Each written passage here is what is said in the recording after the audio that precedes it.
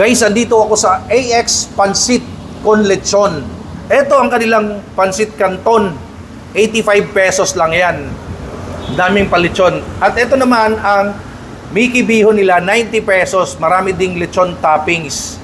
So, ito yung pinaka-latest branch nila sa number 602 Bonnie Avenue, Mandaluyong City. Ito, restaurant na talaga. Dati kasi na-vlog ko na to. Doon sa likod ng Mega Mall.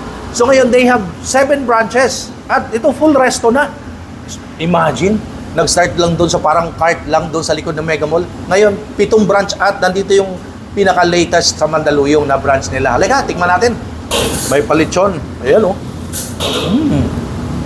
Imagine, 85 pesos at naming lechon kawali. Kaya tinatawag na Pansit con Lechon. Tikiman time na.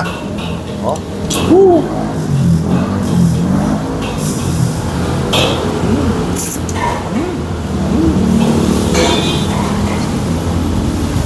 Sarap. Ito yung kanilang Facebook page.